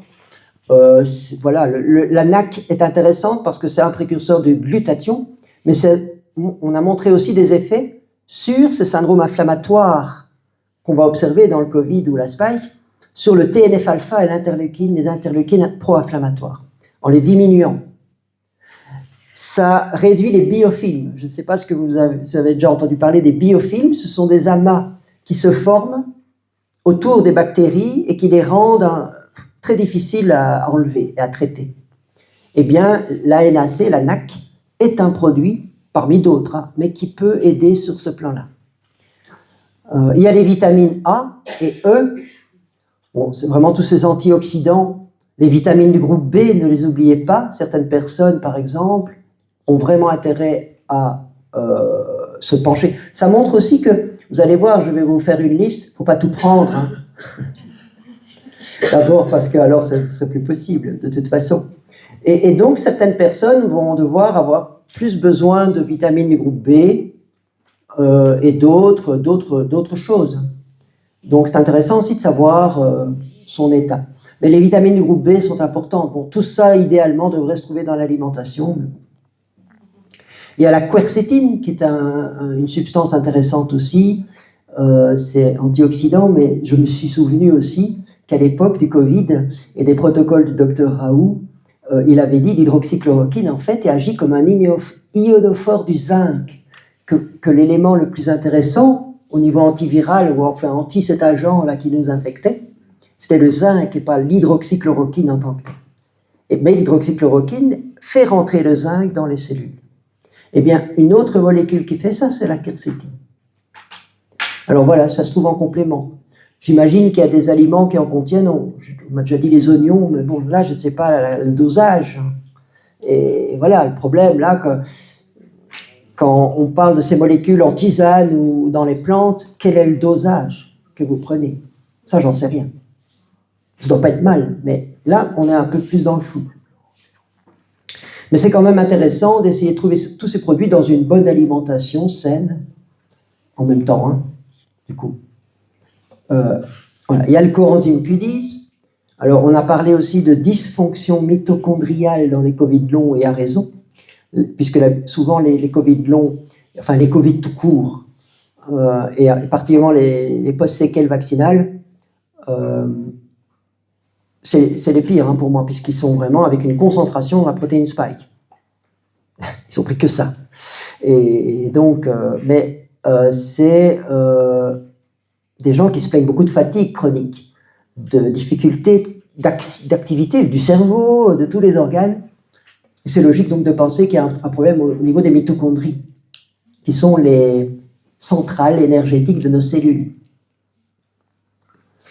Et quand on regarde comment fonctionne une mitochondrie, bien, elle a besoin de glutathion, elle a besoin de vitamine A, E, et elle a besoin de coenzyme Q10. C'est vrai. Donc c'est une piste. Alors un oligo-élément dont je ne vous ai pas parlé et qui est important aussi, c'est le sélénium. Et très souvent, c'est remonté ce taux-là, par expérience, j'ai quand même quelques expériences d'avoir vu ça, avec une noix du Brésil par jour. Voilà. Du coup, ça ne fait pas un complément en plus à prendre. Et en même temps, c'est intéressant de doser si on a un doute ou si on est dans un tableau particulier. Pour certaines personnes, parce que la limite entre le taux minimum et maximum est assez faible. Or, ce n'est ni bon d'en avoir trop peu, mais aussi trop. Voilà. Et je mets une noix du Brésil parce qu'au départ, je disais, prenez aux gens qui venaient me consulter, prenez 3-4 noix du Brésil, voilà, et de constater dans un contrôle sanguin que le sélénium était monté vraiment beaucoup trop haut. Donc, je suis redescendu à une noix du Brésil, mais même avec ça, voilà. Il y a peut-être d'autres aliments dans la salle, des gens qui connaissent d'autres sources de sélénium. Alors, on a aussi parlé de problèmes de coagulation du sang. Et c'est vrai, c'est un phénomène très décrit dans toutes ces pathologies. On voit des caillots, on voit que les globules rouges s'empilent l'un sur l'autre, c'est tout à fait anormal. C'est bien expliqué dans ce livre, dans d'autres hein, probablement. Mais c'est vraiment un élément à prendre en compte. Et là, vous avez... Alors, le glutathion et la NAC ont montré des effets positifs. L'aspirine, bien sûr. Bon, ça, c'est un médicament. Alors, les acides gras oméga 3 qui ont un intérêt d'avoir une alimentation riche en acides gras oméga 3 que vous pouvez trouver d'origine animale. Mais plus particulièrement, on va aller les chercher dans l'origine végétale, donc dans des huiles qui sont riches en acides gras oméga 3 comme le colza, le lin, la noix, etc. C'est vraiment très intéressant, ces acides gras oméga 3. Y a quelqu'un dans la salle qui a une idée de son taux d'acide gras oméga 3? Je demande ça comme ça. Et je ne pousse pas, moi, à faire des examens. C'est surtout le DHA et le PA. Ne me demandez pas l'abréviation de quoi c'est. Mais je l'ai su, je le connais, mais je veux dire, là, je ne saurais pas vous le dire. Mais ces deux acides gras oméga 3 sont très importants. Ils fluidifient le sang. Ils sont importants au niveau du cerveau. Donc, c'est important de regarder aussi de ce côté-là. Il y a la nattokinase, bromélaïne, curcumine. Bon, ça, ce sont des protocoles qui peuvent être trouvés, je vous le dis, si vous ne le savez pas, chez notamment, alors, peut-être d'autres personnes, hein, mais il y a un site très intéressant qui est l'ancien FLCCC, Frontline COVID-19 Critical Alliance, qui ne s'appelle plus comme ça maintenant, puisque le COVID-19, c'est du passé. Maintenant, il s'appelle Independent Medical Alliance. Allez sur, franchement, oui, notez-le, j'en vois qui note. De toute façon, je pourrais transmettre après s'il y a des demandes hein, d'ailleurs. C'est IMA donc, c'est IMA Health, HEALTH.org. En fait, ce sont tous ces gens. Alors moi, ça m'a plu ces gens parce que dès le départ, ils se sont manifestés, c'est des intensivistes, des anesthésistes comme moi. Et eux, ils ont la chance d'être plusieurs et d'être ensemble. Mais c'était un garant de sécurité et comment dirais-je, de fiabilité pour moi. Et quand j'ai retrouvé des médecins, c'était des médecins, pour nous, les intensivistes étaient des références, des gens qui ont écrit des livres, puis après on les a calomniés. Et donc, ils ont mis des protocoles en marche, et il y a notamment pour le Covid long, c'est pour ça que j'en parle, parce que s'ils ne savent pas ça, ils doivent le savoir, puisqu'il est celui-là, pas grave. I recover. Il est quelque part, mais c'est pas grave. I recover. Et on a toute une série d'explications physiopathologiques. C'est traduit en français, en plus. Ils l'ont traduit dans plusieurs langues. I-recover. Du Covid long. Et ils proposent toute une série, non seulement, c'est ça que j'aime bien, non seulement ils proposent des molécules, mais les posologies. Et vous pouvez vraiment aller sur ce site parce que c'est des médecins tout à fait fiables. Donc, voilà, moi j'essaye vraiment d'avoir un apport en acide gras oméga 3 correct. En tout cas, je ne prends pas d'aspirine, mais bon, il n'y a pas que ça. Alors la phycocyanine, je ne sais pas si vous en avez déjà entendu parler, c'est un dérivé de la spiruline, des algues. Phycocyanine qu'on peut trouver aussi, sous forme d'ampoule qu'on peut boire, ce serait 20 fois plus antioxydant que la vitamine C, 16 fois plus antioxydant que la vitamine E, et ça diminue l'activité de ce fameux système rénine-angiotensine. Puis il y a les plantes. Alors dans les plantes, on va retrouver des plantes qui sont bonnes de toute façon, il ne fallait pas attendre le Covid pour se rendre compte que cette plante était bonne pour la santé. L'artémisia, l'hibiscus, le cumin noir ou nigel, la berbérine, l'ashwagandha, qui est une plante adaptogène. Prendre tous les jours une gélule d'ashwagandha le matin et une le soir. Le romarin, le gingembre. On n'y pense pas toujours, mais il y a l'iode. Alors l'iode est un élément important qu'il faut doser dans l'urine et qui est intéressant. Il y a la propolis et les produits de la ruche. Puis alors je vais arriver sur un médicament qui est le The One, deux médicaments qui n'arrêtent pas d'être repositionnés, découverts, l'ivermectine. Là, on est avec vraiment quelque chose de formidable, en fait. C'est probablement un scandale en soi. C'est probablement la molécule que tout le monde devrait connaître, et dans les hôpitaux. Elle réduit l'activité du système rénine-angiotensine. Elle bloque l'interaction entre la spike et les cellules. Elle est anti-inflammatoire, ça je le savais déjà au début du Covid. Elle bloque l'hémagglutination. Qu'est-ce que c'est que ça? Ces fameux globules rouges qui s'attirent, forment des rouleaux et bloquent les vaisseaux sanguins. Donc elle rétablit la fluidité du sang, etc., etc. On a un repositionnement de l'ivermectine grâce à un médecin qui s'appelle William Makis, dont je vous encourage à retenir le nom. C'est encore une fois un héros pour moi, puisque sa vie, sa famille, ses comptes financiers sont en danger aujourd'hui. Ça fait 2 ans qu'il étudie l'ivermectine en association avec des vermifuges dans le cancer. William Makis, M-A-K-I-S.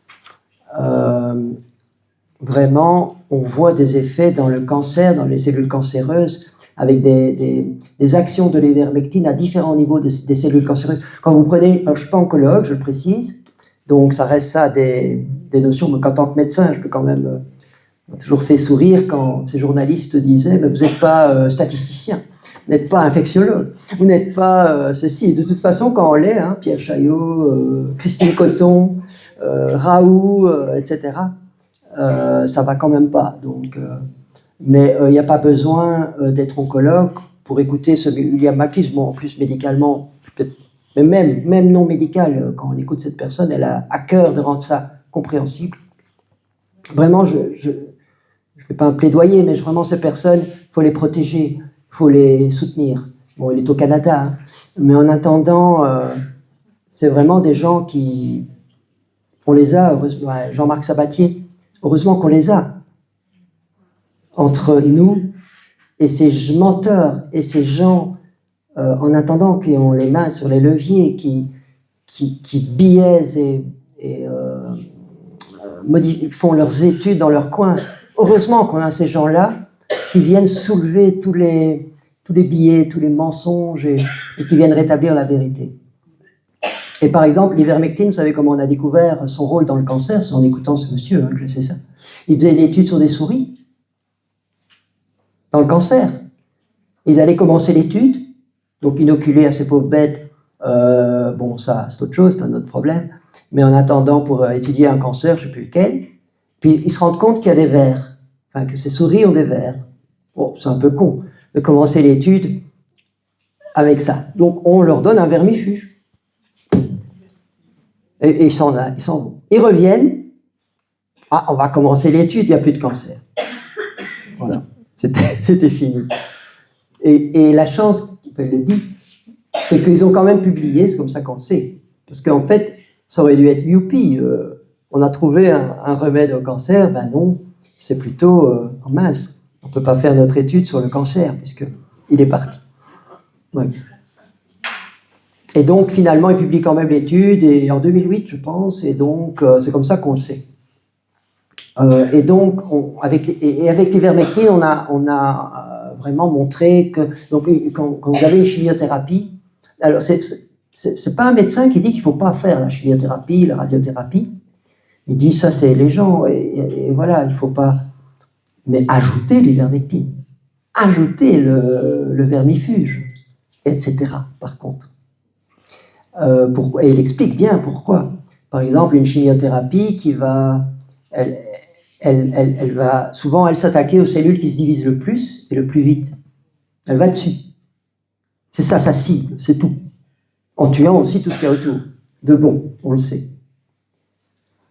Et un oncologue, sauf pour de très rares cancers, ne pourra jamais dire vous êtes guéri, parce qu'il sait bien qu'il y aura des rechutes. Pourquoi? Parce que les cellules souches cancéreuses ne peuvent être détruites par la chimiothérapie, il le sait, par toutes les chimiothérapies ou radiothérapies. Cellules souches. Ben, l'ivermectine détruit les cellules souches, cancéreuses par exemple. Enfin, elle fait des tas d'autres choses, il l'explique très bien dans ses vidéos, tant qu'il vit encore, je crois qu'il faut vraiment aller l'écouter, parce que c'est intéressant pour un médecin après d'expliquer ça aussi, et de comprendre qu'est-ce que fait l'ivermectine au niveau du Covid long, au niveau d'un cancer, etc.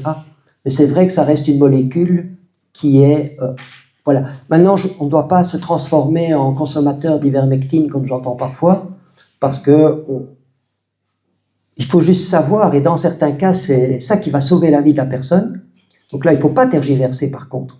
Quand on est dans une situation désespérée, il y a certains Covid qui sont vraiment sévères, post-vaccinaux, il y a des cancers désespérés, et là, on a l'ivermectine, et éventuellement des vermifuges. Maintenant, tout le monde ne doit pas prendre de l'ivermectine en se disant, comme ça, j'aurai pas de cancer, par contre. Ça, ce serait vraiment de la folie. Parce qu'on se transformerait alors en consommateur de médicaments.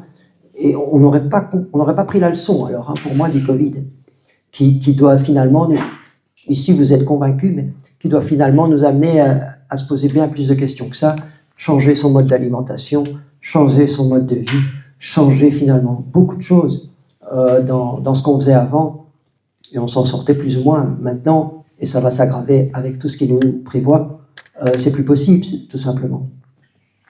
Donc voilà, mais l'ivermectine, c'est sûr que j'ai beaucoup d'affection pour ce médicament, puisque voilà, dans cette période désespérée où il n'y avait rien, soi-disant, ben, moi je peux vous dire que j'ai vu des personnes guérir grâce à ce médicament.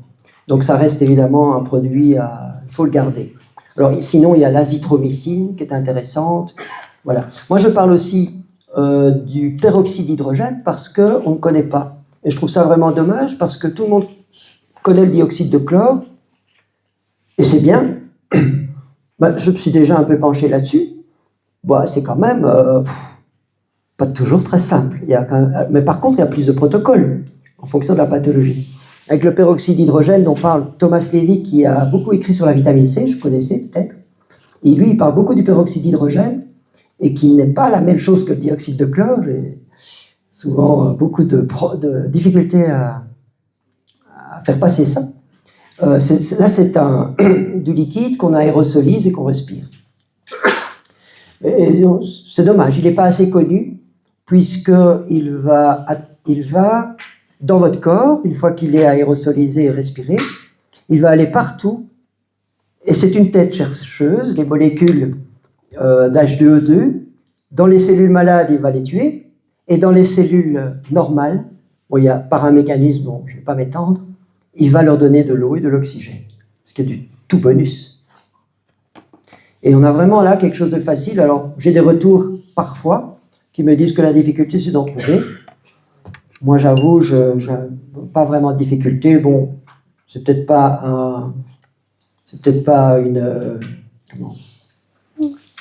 un modèle, mais j'allais sur un site internet américain pour en avoir, mais parfois, voilà, hein, c'est la facilité aussi.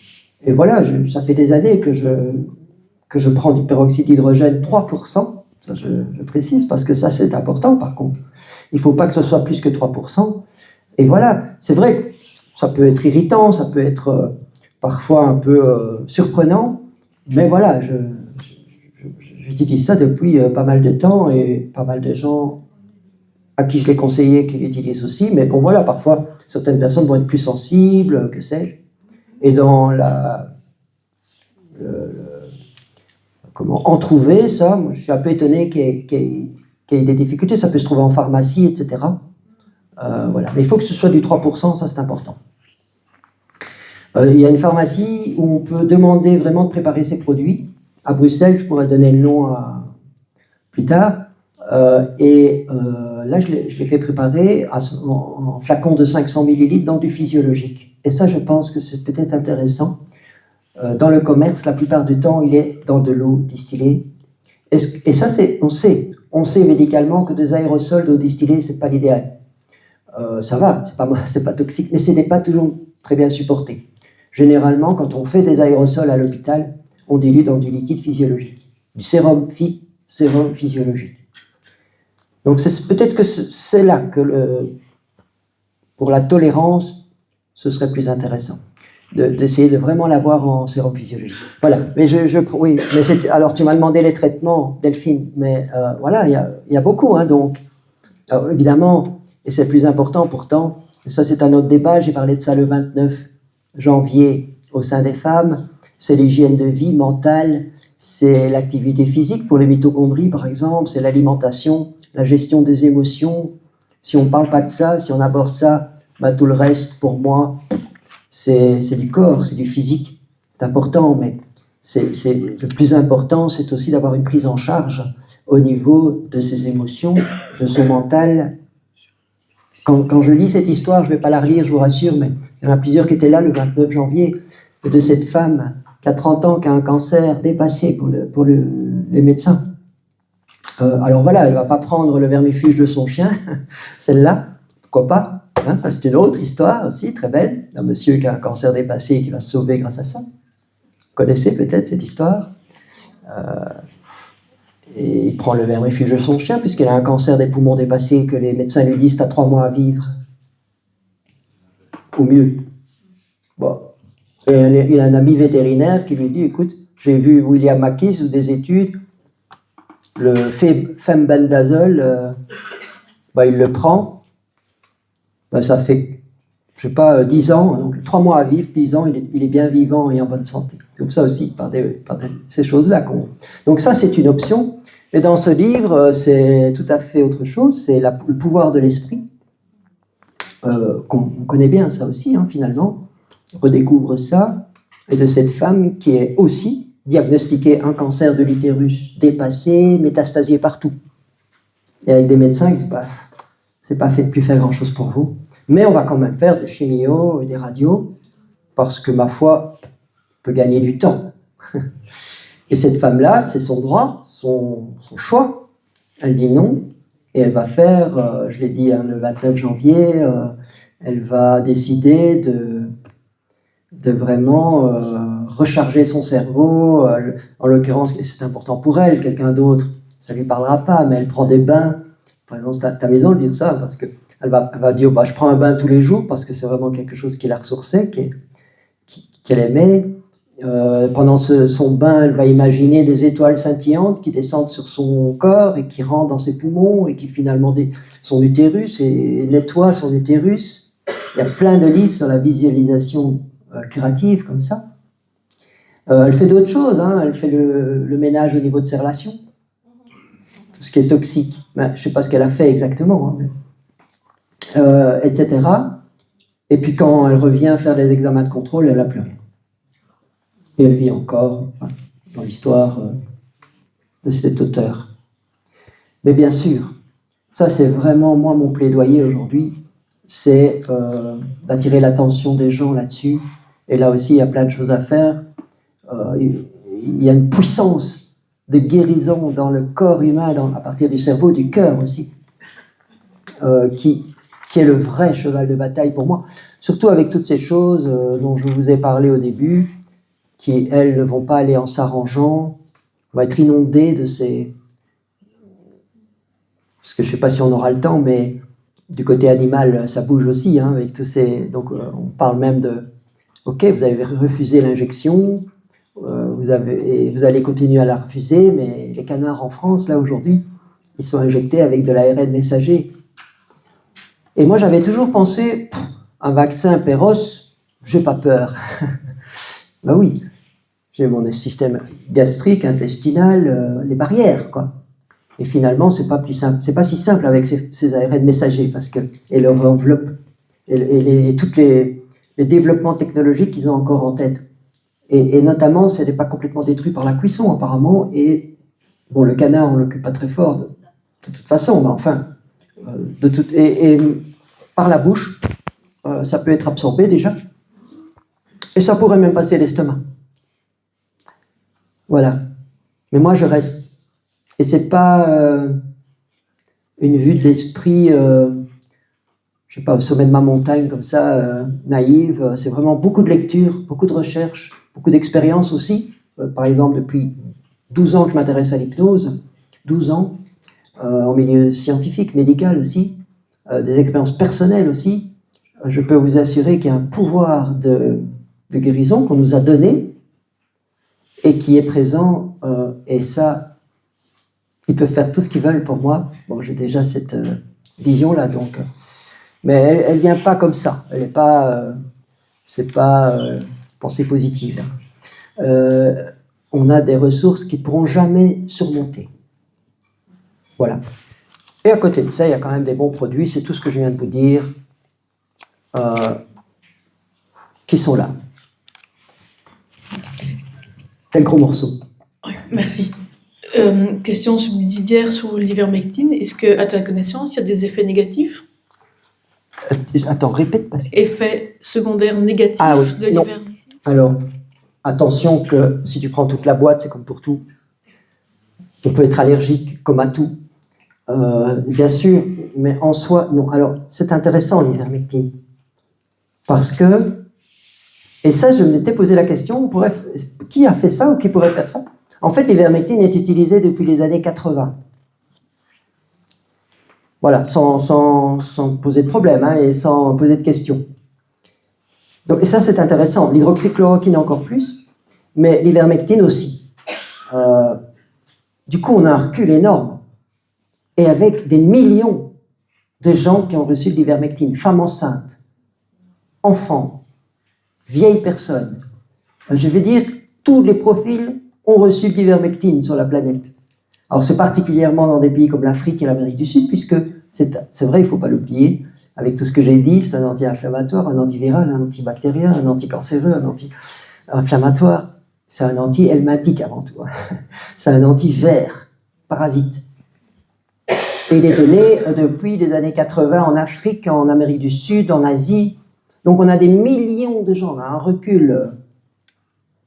Et d'ailleurs, tous les ans, dans certains pays, certaines personnes, dans certaines zones endémiques de la cécité des rivières, par exemple, le gouvernement leur offre, vient leur donner un petit paquet avec ivermectine, zinc, vitamine D.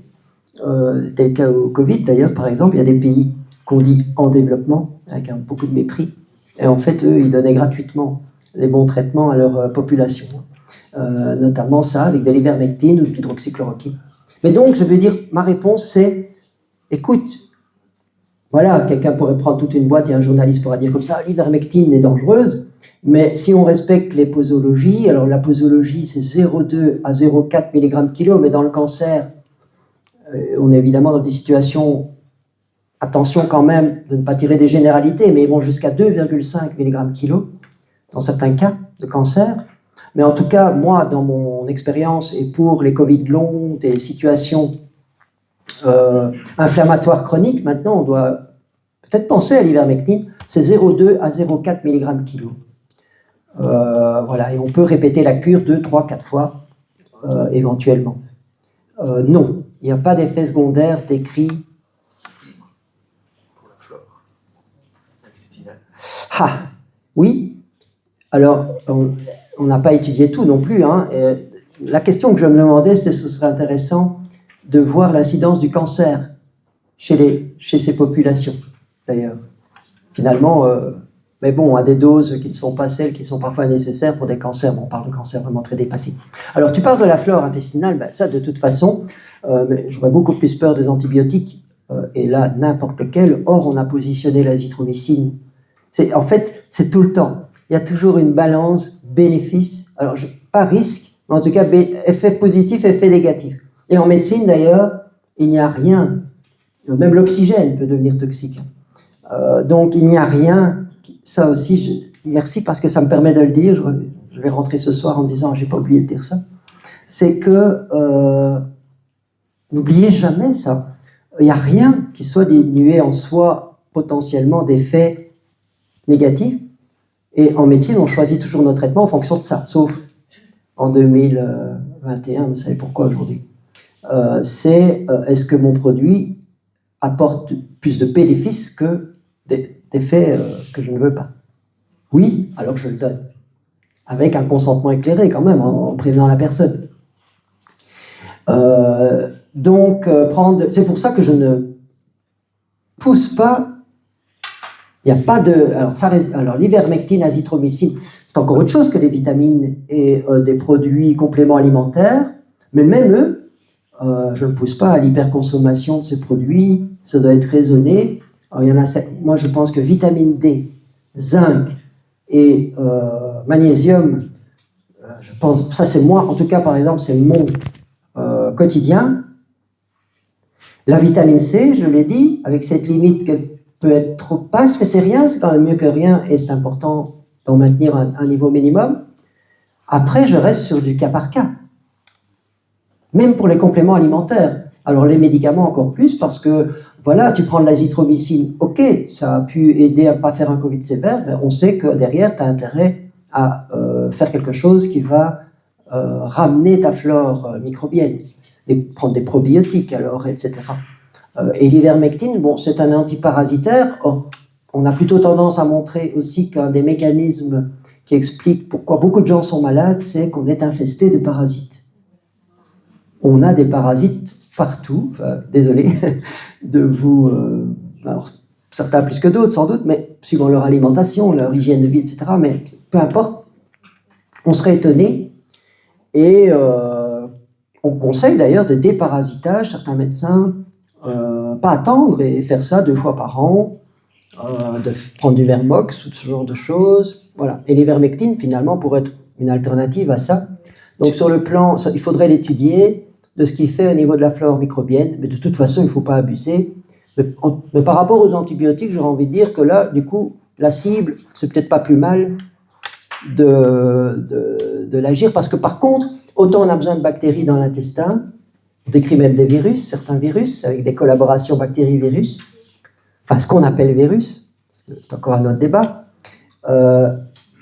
Mais par contre, les parasites, ils portent bien leur nom. Là, on est avec des choses qui nous parasitent, dont il vaut mieux se débarrasser. Mais bon, on a montré que l'ivermectine, qu'est-ce qu'elle fait sur les bactéries du microbiote? Je ne sais pas, j'ai rien lu là-dessus. Donc, il ne faut pas abuser non plus de ça.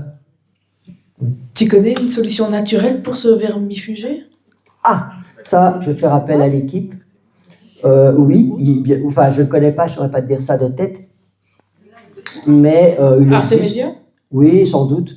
Ça, vous pouvez vraiment trouver. Alors, je vous encourage à aller toujours le plus possible vers le naturel. La nigelle, ouais. Mais oui, ça, vous pouvez trouver auprès d'un naturopathe ou de médecins. Oui, ça existe. Et il y a notamment, j'avais lu aussi à un moment un auteur qui s'appelle Hulda Clark, qui s'est intéressé énormément aux pathologies liées aux parasites, avec des moyens thérapeutiques, pas que médicamenteux d'ailleurs, par ondes.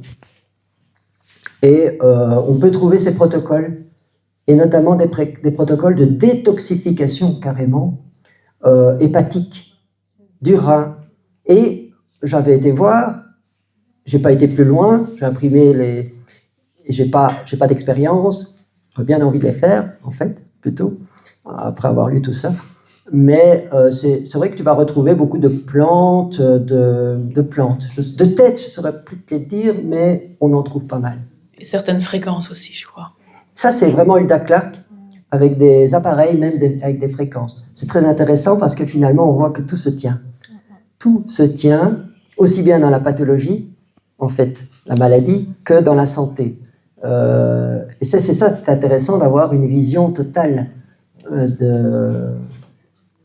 sans rien négliger, et où finalement le corps, pour moi, parce qu'on reste finalement encore un peu à la fin, mais d'une époque très matérialiste, depuis Descartes, ça a donné des bonnes choses, très, très matérialiste, très physique, très le corps. Et on y est encore, et je pense qu'on est en train d'en sortir. Parce que de voir la santé que par des compléments alimentaires, alors c'est bien quand même de faire le tri, mais ce serait dommage, et on va vers quelque chose, on n'aura pas le choix, vers quelque chose de beaucoup plus total, d'intégrer, et où peut-être même tous ces produits qu'on va prendre aujourd'hui vont disparaître, peut-être nécessaires. Merci. Il reste 5 grosses minutes. Je prends la question d'Isabelle. Tu avais une question?